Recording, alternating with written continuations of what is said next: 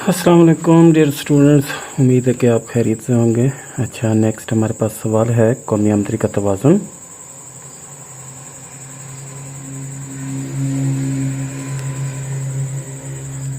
कौमी आमदनी के तवाज़ुन में हमारे पास इसे किस तरह से एक्सप्लेन करेंगे। सबसे पहले तो कौमी आमदनी का तवाज़ुन से क्या मुराद है, हम इसकी डेफिनेशन लिखेंगे।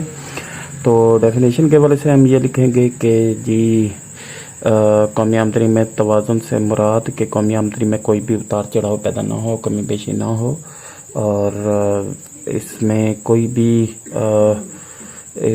यानी कि ना ही कम हो ना ही ज़्यादा हो, एक स्मूथ वे में चले। तो दो शोबी मईशत में कौमी आमदनी का तवाज़ुन हम उसको कहते हैं जहाँ पे मजमूई तलब मजमूई रसद के बराबर हो।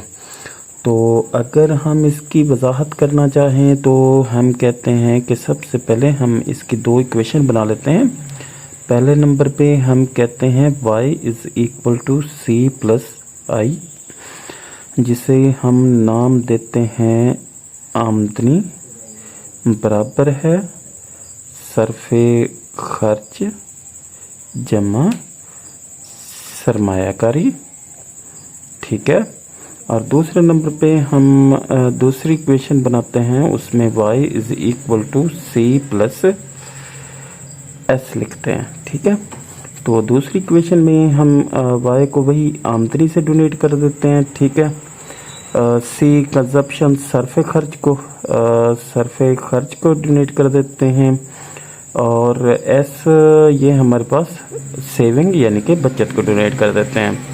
तो ये हमारी पहली इक्वेशन बन जाती है। तो अगर हम कौमी आमदनी का तवाज़ुन मालूम करना चाहें तो हमारे पास दो तरीके हैं।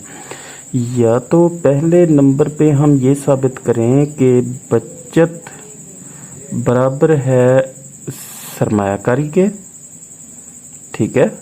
दूसरे नंबर पे हम ये साबित करें कि हमारे पास मजमूई तलब बराबर है हमारे पास मजमूई रसद के। तो हम ये दो तरीके से, ये दो शोबी मईशत में हम इसे कौमी आमदनी के तवाज़ुन को मालूम करने के लिए हम ज़्यादातर ये लिखते हैं। ठीक है। तो हम इसमें सबसे पहला तरीका हम देखते हैं कि ये कहाँ पे हमारे पास बराबर आता है। तो हम इसकी दो इक्वेशन बना लेते हैं। पहली है y is equal to C plus I, और दूसरी है y is equal to C plus S. ठीक है। अब अगर देखें तो पहली इक्वेशन को हम कहते हैं मजमूई तलब, और दूसरी को कहते हैं हम मजमूई रसद। ठीक है। इसी तरह हम जब इसके दो हिस्से हम बनाते हैं तो हमारी पहली शर्त तो यही है कि जी बचत सरमायाकारी के बराबर हो, यानी कि सरमायाकारी investment is equal to saving. तो हम सबसे पहले तो ये ज़ाहिर करेंगे, और उसके लिए हमने क्या करना है कि जी y is equal to C plus I, और दूसरा y is equal to C plus S. C plus I is equal to C plus S.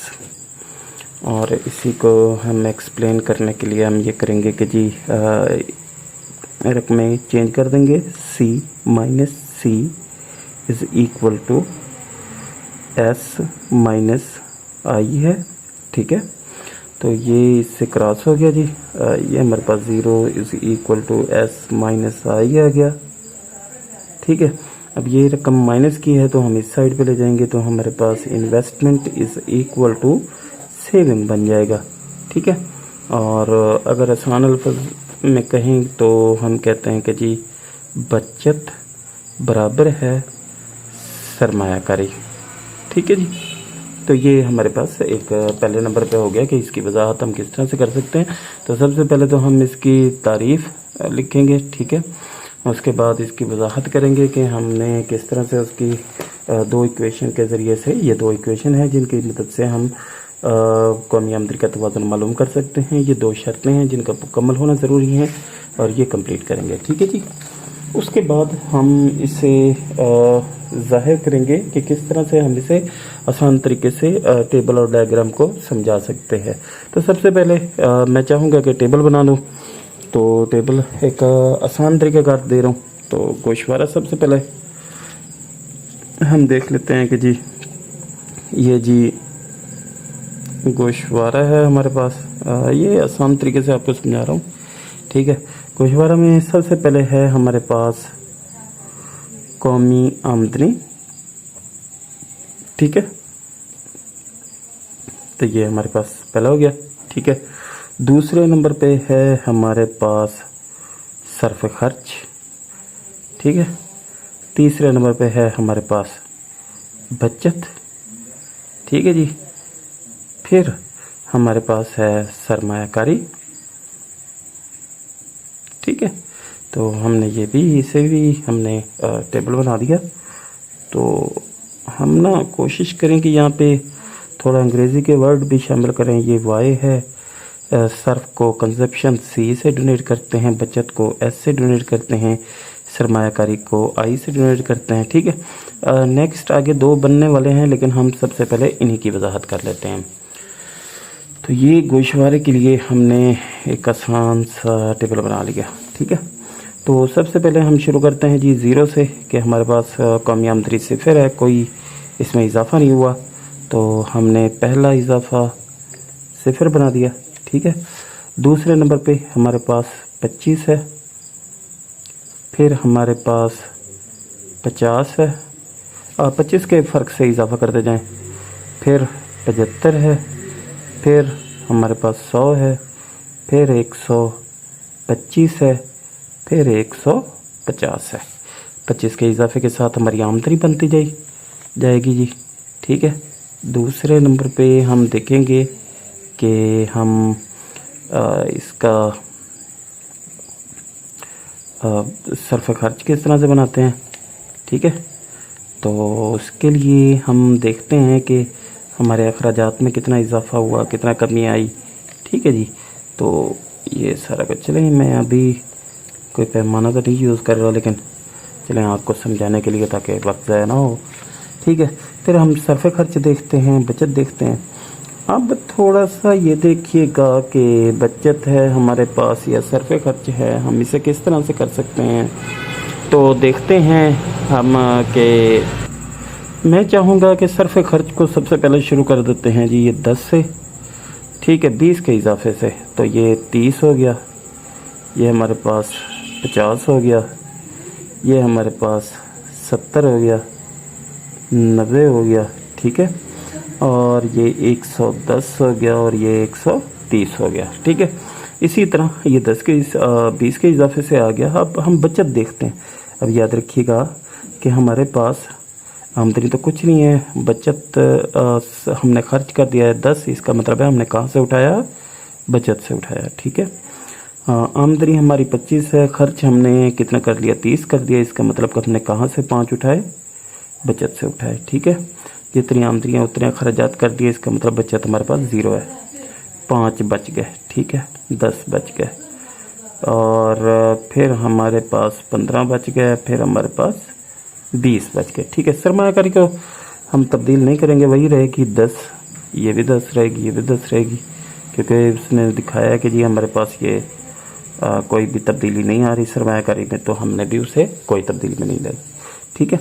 उसके बाद हम देखते हैं कि इसमें हम लिख देते हैं मजमूई तलब, ठीक है। और फिर हम लिख देते हैं जी मजमूई रसद। अब हम देखते हैं कि मजमूई तलब और रसद कहाँ से आती हैं। तो ये देखिएगा ऊपर हमने मजमूई तलब बनाया था C+I, तो ये C है प्लस I है, ठीक है। और इसी तरह मजमूई रसद में C+S है, ठीक है। तो अभी हम ऐड करते हैं कि जी हम देखते हैं कि ये C का बॉक्स है, ठीक है, ये I है, तो ये ऐड करते जाते हैं, ठीक है। ये 10 और 10 20 हो गए, तो मैंने इधर 20 लिखा, ठीक है। 30 और 10 40 हो गए, तो मैंने इधर 40 लिखा, ठीक है। 60 लिखा, उसके बाद मैंने 80 लिखा, ठीक है। उसके बाद मैंने 100 लिखा, 120 लिखे, 140 लिखे, ठीक है जी। उसके बाद अब इधर आ जाते हैं, ये हमारे पास C है और S है, इन दोनों को जमा करते जाएंगे। अगर ये जमा ना भी करें तो कौमी आमदनी का ही नक्शा हमारे पास इन दोनों को ऐड करने से ही आता है। तो मैं कौमी आमदनी की तमाम रकमें इधर लिख देता हूँ। 0, 25, 50, 75, 100, 125, 150। ठीक है, ये हमारे पास बन गया। अब मैं देखना चाहता हूँ कि किस जगह पे कौमी आमदनी का तवाज़ुन कायम हुआ। तो ये वो जगह है जहाँ पे कौमी आमदनी का तवाज़ुन कायम हुआ। क्यों? क्योंकि हमारे पास मजमूई तलब मजमूई रसद के बराबर हो। ये देखें ना, हमने ये पहली शर्त बचत सरमायाकारी के बराबर हो। ठीक है, तो मैंने ये देखें, ये पहला हिस्सा ये बचत है, ये सरमायाकारी, यानी कि आपस में ये भी 10-10 है। पहली शर्त भी पूरी होगी। दूसरी शर्त थी मजमूई तलब मजमूई रसद के बराबर हो, तो ये मजमूई तलब मजमूई रसद के भी आपस में बराबर हो गई हैं। तो इस तरह से आप इसकी वजाहत भी कर सकते हैं। ठीक है, तो उम्मीद है कि ये समझ आ गई होगी। नेक्स्ट हम इसका डायग्राम बनाते हैं। तो डायग्राम बनाने के लिए हम नेक्स्ट पेज देखते हैं जी। चलें जी, हम ना डायग्राम का एक आसान सा तरीका अपनाते हैं। तो सबसे पहले तो मैं डायग्राम मुकम्मल बना लेता हूँ, बग़ैर पैमाने के चलें, आपको समझ भी आ जाएगी। ठीक है, तो ताकि जल्दी से बन जाए। ठीक हो गया। तो सबसे पहले हम एक साइड पे लिख देते हैं कौमी आमदनी। इधर ये जी कौमी आमदनी। इधर हम लिख देते हैं बचत सरमायाकारी और सर्फ खर्च। ठीक हो गया। तो मैं इधर लिख देता हूँ जी बचत सरमायाकारी और सर्फ खर्च के बॉक्स बना देता हूँ। ठीक है, ये हमारे पास 0 से स्टार्ट हो गया। तो सबसे पहले हम देखते हैं कि इसमें हम डायग्राम में अगर गौर करें ना, तो सबसे पहला जो हमारे पास लाइन खींची हुई है वो है C+S की। ठीक है, अब मुझे कैसे पता चला, ये देखें C+S हमारा 0 से स्टार्ट हो रहा है, तो पहली लाइन मैंने C+S की 0 से स्टार्ट कर दी। ठीक हो गया। नेक्स्ट मैं इससे भी पीछे आ जाता हूँ मजमूई तलब, क्योंकि मजमूई तलब इज इक्वल टू मजमूई रसद मैं देखूंगा कि किस जगह पे होता है। तो ये 20 से स्टार्ट है, तो मैं इधर 0, फिर मैं इधर लिख देता हूँ 10, फिर मैं इधर लिख देता हूँ जी 20। ठीक है, तो अभी मैं इसे जी 20 पे ले जाता हूँ। ये 20 पे यूँ समझे कि मैं मजमूई तलब का बना रहा हूँ। तो ये मैं मजमूई तलब का ये बना रहा हूँ जी। ये हमने C+I। ठीक है, तो मैं इधर नाम दे देता हूँ जी आसान सा मजमूई रसद बराबर है जी मजमूई तलब। ठीक हो गया। तो ये हमारे पास आ गया। ठीक है, नेक्स्ट मैं इसमें बना देता हूँ जी खर्च का, सरफे खर्च का। तो सरफे खर्च जी हमारा शुरू है कितने पे, 10 पे। ठीक है, और 90 पे इसने जाके यानी कि हमारे पास अटैच होना है। तो मैं इधर इसे 10 पे शुरू करता हूँ जी। तो ये मेरे पास 10 पे शुरू है और ये मेरे पास बन गया C या सरफे खर्च। ठीक है, तो पहला बॉक्स मैं इधर पहले जो हमारे पास टच हुआ था वो था जी हमारा किस जगह पे, कौमी आमदनी कितनी थी, 100। ठीक है जी, तो कौमी आमदनी मेरे पास पहले नंबर पे 100 थी। ठीक है, और मजमूई तलब रसद भी मेरे पास उसी लेवल पे थी। तो पहला मैंने ये बना दिया। ठीक है, दूसरे नंबर पे मैं इसे ये लाइन बना दूंगा। ठीक है, तीसरे नंबर पे मैं थोड़ा इसे आगे ले जाऊंगा, तो मैं इधर ले आता हूँ जी। ठीक है, तो ये हमारे पास इसका डायग्राम बना दिया हमने। यूँ समझ लें कि 100, 150 या 100 125 और इधर मैं कर देता हूँ इसको 90 कर देता हूँ। ठीक है, तो जिस जगह पे यानी कि कमोबेश हमारे पास आया तो ये हमारे पास इसकी डायग्राम बन गई। ठीक है, और ये इसका गोशवारा बन गया आसान तरीके से। ठीक है, नेक्स्ट अगर इसकी वजाहत करना चाहूँ तो मैं इधर लिखूँगा जी तफ़ाइल बचत। ठीक है, कि ये बचत का आमदनी के साथ क्या ताल्लुक़ है, या मैं इधर लिख देता हूँ जी बचत का आमदनी के साथ ताल्लुक़। ठीक है, इसी तरह मैं दूसरे नंबर पे लिख देता हूँ कि जी आमदनी और सरफ़े खर्च। ठीक है, उसके बाद अगर फिर भी मैं चाहूँ कि इसे और भी ज़्यादा मैं एक्सप्लेन करना चाहूँ तो मैं इधर एक और भी चीज़ दे सकता हूँ जी बचत इज़ इक्वल टू सरमायाकारी। ठीक है, यानी कि मैंने इसकी वजाहत ही करनी है। उसके अलावा अगर मैं चाहूँ तो एक और चीज़ भी शामिल कर सकता हूँ, वो ये है कि जी हमारे पास ये किस जगह पे आपस में बराबर हो सकते हैं। तो अगर मैं एक और चीज़ इसमें शामिल करना चाहूँ तो मैं कहूँगा कि जी मजमूई तलब बराबर है मजमूई रसद के। तो वो आप बुक से रीड आउट भी कर सकते हैं, आसान है, इतना मुश्किल नहीं है। ठीक है, तो ये हमारा आज का सवाल था। उम्मीद है कि आपको समझ आ गई होगी। अल्लाह हाफिज़।